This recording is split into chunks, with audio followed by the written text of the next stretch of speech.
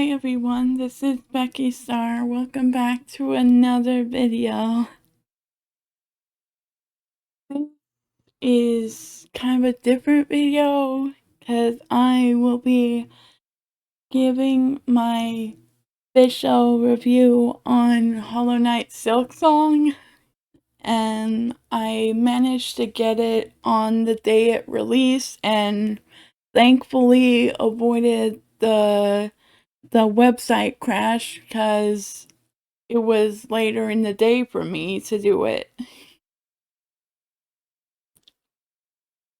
And I will be discussing spoilers throughout, some mid-game, and end-game spoilers too, so there's your warning going in. Okay, so the starting points would be to go over the plot of the story, and the story starts with Harnett being captured and taken away from her kingdom to a new kingdom called Farloom, and she manages to break free. When she starts walking through this unfamiliar land, she falls prey to some sort of sickness, I guess. The sickness starts afflicting her, and eventually it gets to the point where she loses consciousness from the pain, and then she is found by what appears to be a monk of some kind, and she learns that the people who kidnapped her were from a place called the Citadel, and so Hornet starts to head toward the Citadel to confront whatever power is there. Along the way in her travels, she encounters a bug called Lace, and when they do battle, it seems that Lace has taken a keen interest in Hornet, even upon defeat, and so Hornet continues, and she sees that the creatures of this kingdom are bound under a silken curse, so she works to free everyone she can from it. And then when she reaches the Citadel, Hornet learns that she needs to learn a special 3-part melody song to reach the top. And once she learns the song, she reaches the cradle and finds Lace waiting for her there as they do battle again, and it seems that there is more to Lace than we had initially thought. And after that, Hornet makes it to the top of the cradle, and she confronts the power that is waiting at the top, called Grandmother Silk. And once Hornet defeats her,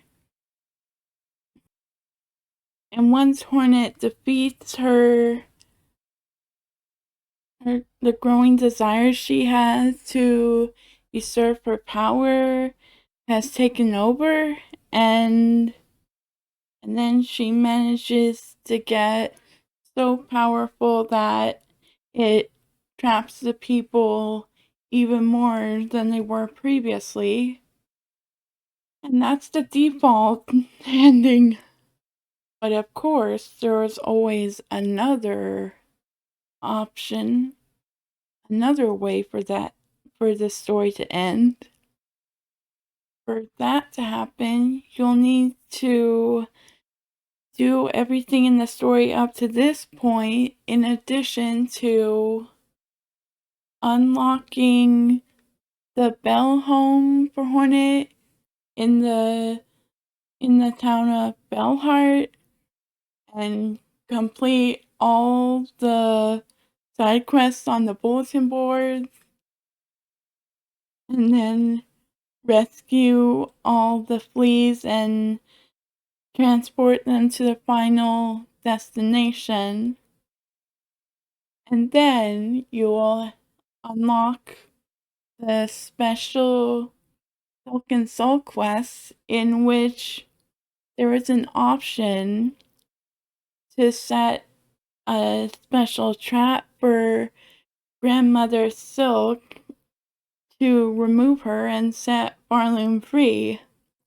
And when Hornet manages to get everything for said trap, she is told to play her music to let the trap be effective.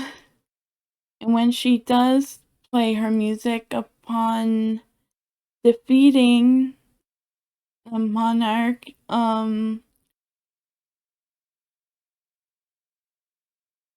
she manages to trap her into the void. But then it goes terribly wrong, as Grandmother Silk attempts to take Hornet down with her. Lace had followed Hornet, rescued her by cutting off the mother's arm, and then they go down together. This unlocks Act 3. In the aftermath of all this, Hornet makes it out of the crumbled cradle and discovers that the void has come out of the ground and leaked into Farloon, destroying all the people and the kingdom in the process. So after finding the family who helped bring the trap and conversing with them, Hornet has to go down into the abyss to find out what can be done. And it turns out that the Grandmother Silk and Lace were together at the bottom of the void lake, so Hornet now has to find a way to dive down and break them out. And she seeks out memories from strong warriors of past, enabled to be able to retrieve the Everbloom flower from her own memories, the flower of Hallowness.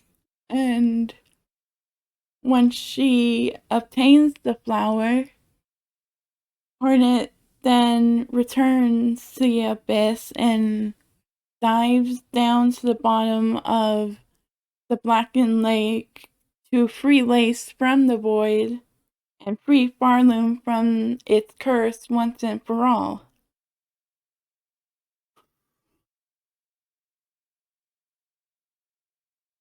When I started this game, I initially told myself that I was going to take my time with this and make it through the game slowly, but because of how fascinated I was by everything and how excited I was to be playing the game, how much fun I was having, I kept playing for more and more hours for far longer than I probably should have stopped for one point at a time.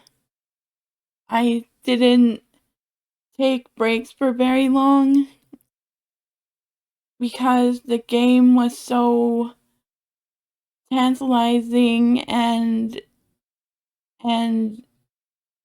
exciting that it kept calling me back to play more. And as a result of that, I kept getting really impatient from a lot of things that kept messing me up. I wasn't really looking for any additional items or upgrades along the way. So at some point I decided that I was so done that I just wanted to go for the normal ending. But I was very underleveled when fighting Grandmother Silk, so it took me 5 or 6 hours initially. And fighting that boss wasn't really that hard in regards to difficulty. It was just really tricky to nail down the patterns. And then I was done for a while because I had promised myself that I didn't want to do anymore. But after 2 months of resting and recovering from it, I decided that I wanted to do more after all. So I decided to go back to the game and get everything that I could to unlock Hack 3 and everything else. And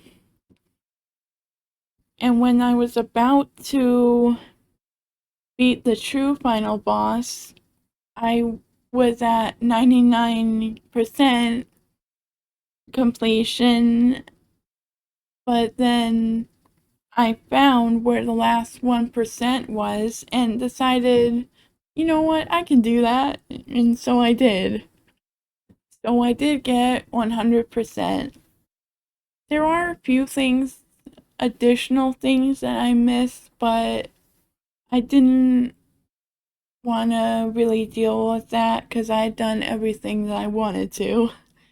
And with that, time to go into the gameplay. So the gameplay for Silksong involves Hornet basic acrobatic movement as she has more moves than the original character from the OG Hollow Knight. Hornet can fight with a needle as her sword weapon, and she can also heal with silk that she built up from fighting, like similar to the soul stuff from the original game. And then she can also use her needle to pogo from above onto enemies or floating platforms. And the pogoing was hard, but we can get to that a little more later.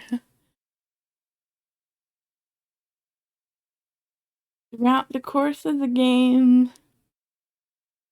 Hornet encounters these pedestals with with ancestral art, and these moves can help access more progress throughout the game.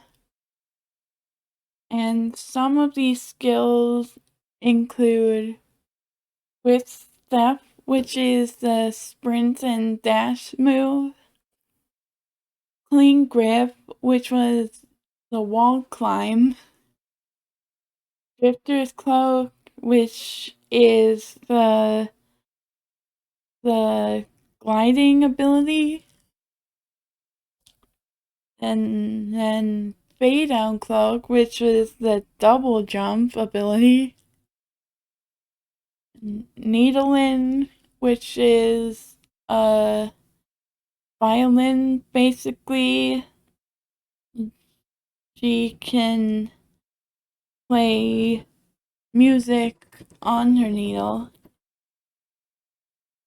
There's also Claw Line, which is the grappling hook ability.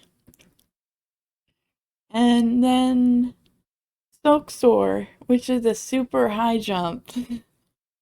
Hornet can also get additional silk skills and tools that can help make playing a little easier. I loved all the silk skills and what they did, even though I didn't really use them very often. The ones that I used more than once were the Silk Spear and the Thread Storm, because it was reminiscent of when you fight Hornet in the original Hollow Knight. She had those. The different tools have many uses. They range from yellow for combat and support upgrades to blue for offensive and defensive upgrades, and then red for just being additional weapons. My favorite yellow tools were the compass, so I could see where I was on the map at all times. I pretty much use that all the time. And the Ascendant Grip, which is useful for staying on the wall you're climbing without sliding down.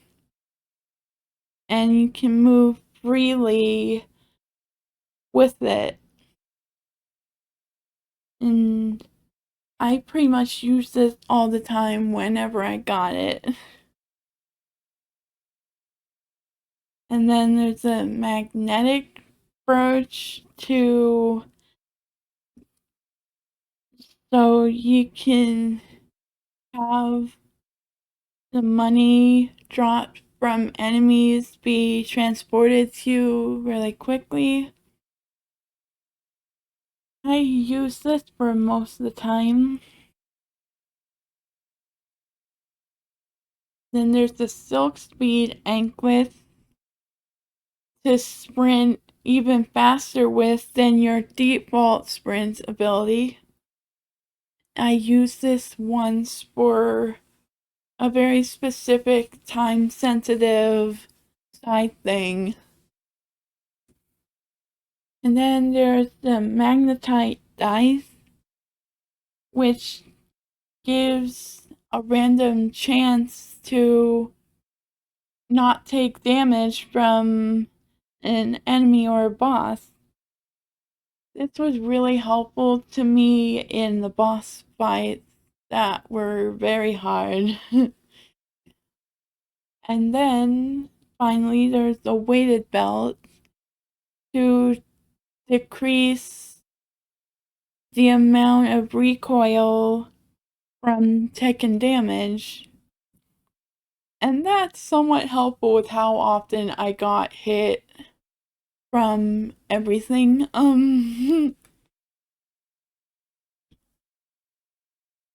So that's all the yellow tools. That were my favorite. My favorite blue tools were the Druid's Eyes that can help build up silk when I take damage.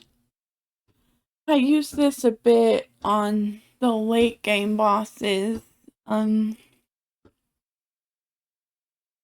Magma Bell because it helps protect against fire damage. I use this in every lava area because it would be too annoying otherwise. Then there was a polyp pouch which gives the poison effect to the weapon tools whenever I wanted to do extra damage on enemies. Mm. Then the warding bell gives a protective barrier when I'm healing. Use this for most of the game. Then there's the multi-binder, which gives a double heal. I pretty much kept this on whenever I got it. And then the injector band, which gives a faster heal. I also used this for the rest of the game when I got it. And then there's the long claw, which increases the range of my needle. I use this on the very final boss. And then there's the volt filament, which gives an electric current to silk skills. I really like the effect of it, so I used it a couple times. And then my favorite red tools were the straight pin, which is basically a small throwing knife, the three-fold pin, which is 3 pins thrown at once with the potential to do more damage, the sting shard, which is a trap set in midair that activates upon enemy contact. This is also reminiscent of Hornet's fight in the original game. And then there's Curved Claw, which is basically a boomerang. Then there's Tax, which was the floor spikes that activate when enemies step on them. And then the Cogfly, that they're little helpers that lock on certain enemies and attack them. until they're done. The red tools were the most difficult because they're repaired with bone shards, which meant whenever I kept using them, I kept running out of bone shards really quickly, and it was hard to find more of them. I didn't really use red tools that often, only when I really needed them. And then you can also search for different crests to change the way you fight with the needle and such. My favorite crests were the ones that I used the most, and those were the Reaper's crest, in which you attack with arcing strikes, and when you heal with that crest on, you have the chance to gain additional silk from hitting the enemies as long as you don't get hit first. And then there's the Wanderer's crest, which is basically fighting like the original Hollow Knight character, and it was easier to use than the Reaper crest.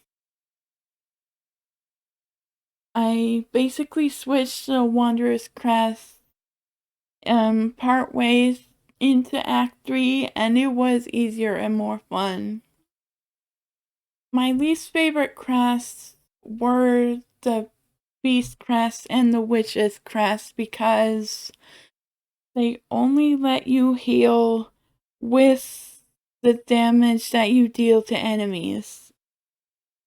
And they weren't very effective for me because I am not that good. So, in addition to all that, the additional upgrades you can get are the mass shards for additional health, and then spool fragments for bigger silk energy reserve. And then you can also upgrade the needle weapon with hail oil. All the areas in the game were so beautiful. They're all drawn out and designed so beautifully, capturing the beauty and the ugliness of everything in them. My least favorite areas were Putrefied Ducks, Bilewater, Sinner's Road, Hunter's March, Wormways, Blasted Steps, Sands of Karok, and Mount Fae. My most favorite areas were Coral Chambers, Moss Grotto, Shellwood, Raymore, Bellheart, Memoriam, White Ward, Whispering Vaults, Verdania, and Coral Tower. Special shout out to Red Memory area as well. And of course, the music was amazing. I loved the music a lot. Some tracks were this somber, beautiful feeling, and some tracks were more epic sounding. It was all around an amazing banger soundtrack. My favorite music tracks were Coral Chambers, Bilewater, Lost Verdania, Star Singer Carmelita, Songclave, Hunter's Trail, Phantom, Awakening, Letopia, and Last Dive. And then let's move to the bosses. Even though every single boss I fought was so annoyingly hard and took several attempts to beat them, I still love and appreciate them so much. I probably definitely didn't fight all of the bosses, but I'm fine with that, as some of them would have also taken me several hours. My most favorite bosses are Garthinger, Carmelita, Phantom, Cogwork Dancers, Nihilith, Press King Khan, First Sinner, Boltworm, Bell Eater, Cygnus and Gron, and the Second Sentinel. These bosses, because I really enjoyed their patterns, and they were either really hard to figure out and I just bared with it, or they're very easy to figure out. My least favorite bosses were Last Judge, Widow, Savage, Beastfly, Fourth Chorus, Trobio, Father of the Flame, Roll the Great, Sister Splinter, Chef Lugoli, Moorwing, and Broodmother. These because they were the most annoying to deal with, and I hated fighting them so much. Some less so than others, but anyway, moving on from that. Additional parts of the games that I liked. First one was fast travel. I love the Bell Beast so much, and how Hornet calls and interacts with her every time. Especially compared to the first Hollow Knight with the Stag Beast, and how you had to call that one with a bell. Tangentially related, I loved how whenever you see the Bell Beast again upon defeating the Bell Eater, I love how you learn a song to summon the newly discovered babies and bring it back to their mother. So it's a fast travel to the fast travel. That's amazing. And then there's the money grinding. I love how easy rosaries are to collect and pick up from enemies. It's all about looking in the right areas, and you can get loads of them. And of course, we have to talk about the art. I know I kind of alluded that already with all the areas, but altogether, the art was so beautiful and breathtaking, and I love how much detail they put into all of it. Mad respect to the amount of fun Team Cherry had with designing everything. And shout out to the fact that they had to stop drawing, otherwise they would never get the game done. And then the Needleman music is also nice. I love that you can learn different songs to play on it. Also using the directional stick to help change the song. And then Sakura and Sherma are my favorite characters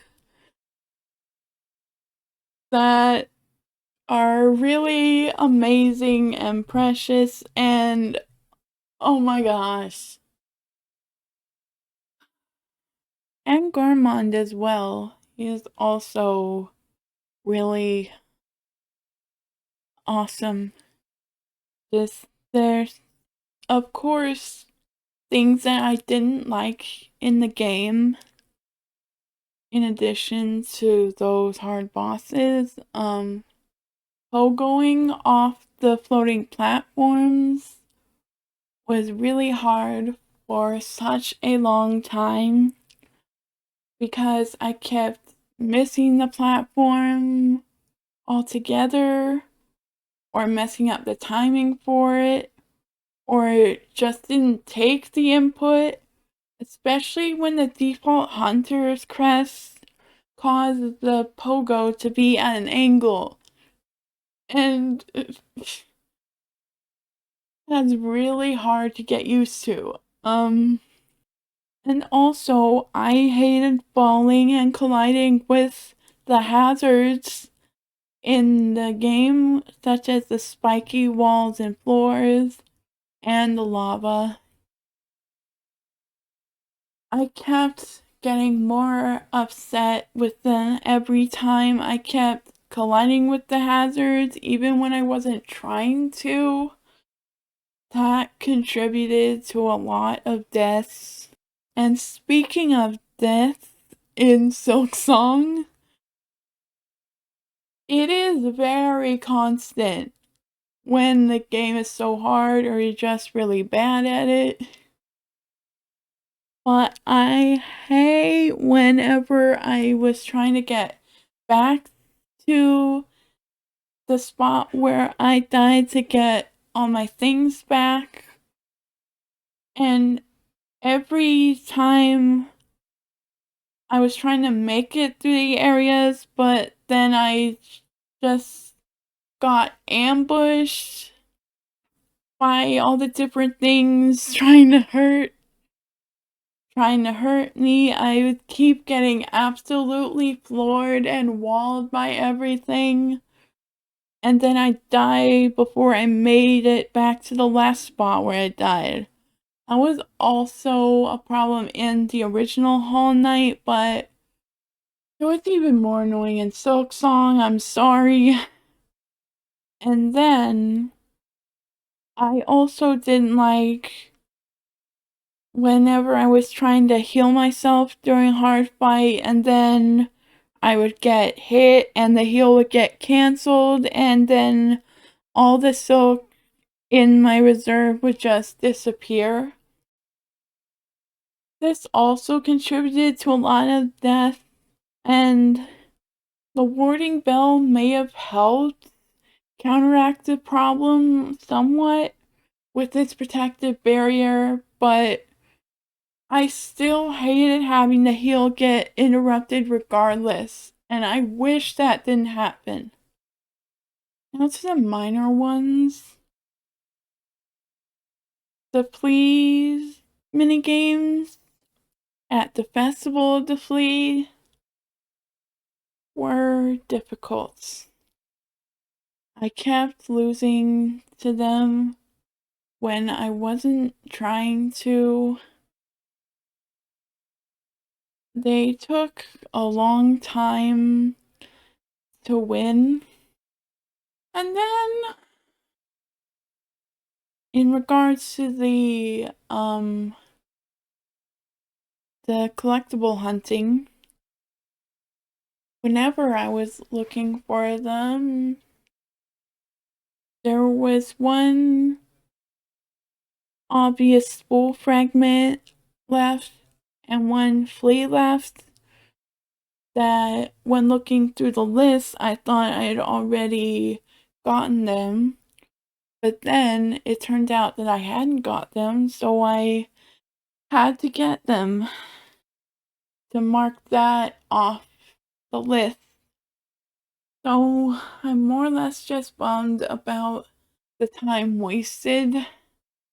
Anyway, among all the good and the bad of this game, there are parts that stood out to me the most. First off, I realized at some point that the figure that was carved on the ancestral art post and the voice that was speaking to Hornet in all her dream sequences belongs to the character First Sinner. And that led me to believe that that character was the one leading Hornet throughout her journey. And then the sequence where Hornet has to escape the abyss by going up through whatever felt like a volcano was so stunning to me. When I first saw it, I was stunned. I was speechless at how complex it all looks. And it even gave an additional sense of danger when they throw in the lava rising up to catch up with you. Especially right down to the wire when Hornet has to use her super jump at the very end of it to fly all the way up with the lava right on her tail. That's probably one of my favorite moments in the game. And then when I got the main story objective that was called the Old Hearts, I didn't realize that I was actually taking physical hearts for it. I thought it was a metaphor for the memory. And then when I beat the first required boss for it, I was actually shocked at a physical heart being presented to me. And then I loved seeing the red memory area. And I loved seeing Hornet go through her own memories in order to retrieve the Everbloom flower. I loved seeing little Hornet as a baby. It was so adorable. And I loved seeing all the references to the original Hall Knight while also going through her personal lore history. And of course, the ending cutscenes. When Hornet manages to free Lace from the void and Grandmother Silk gives Hornet all of her power to help them escape, that was really heartwarming to me. And then in the middle of the void, when the flower fades out and the void is about to reach Hornet, the Knight character from the first game came to rescue her. And then he placed her and Lace onto the safe platform and I love that so much that the knight remembered his sister and came to rescue her. And I think with a little bit of a question there, I wonder who all is Hornet related to in this series in some way? Because I know that Hornet is related to the knight on one side, and then I have no idea what the connection is with her and Lace, but I know that Lace has her own sibling somewhere in the mix. Just how are they all related? Anyway, and of course, I did encounter one glitch in the final boss fight when at some points there's a wall to climb and stick to, and at one point when I went down from the wall, I was stuck in place and couldn't move, and it looked like I was still stuck in the wall even though I was right in front of it. But I had to jump and wriggle myself free, and that was probably one of my many deaths in that boss. So, in conclusion, despite all the anger and the stress and the impatience that I felt, Silksong is still one of my favorite games I've ever played of all time. I think I would rate this game a 9 out of 10. And I recommend this game to anyone if you're interested. If you made it this far, I thank you. And that's the end of this video. Thank you for watching. If you enjoy, hit the like button and subscribe for more things in the future. I might do another review video on a game or some character if I get inspiration. And I'll see you next time. Goodbye.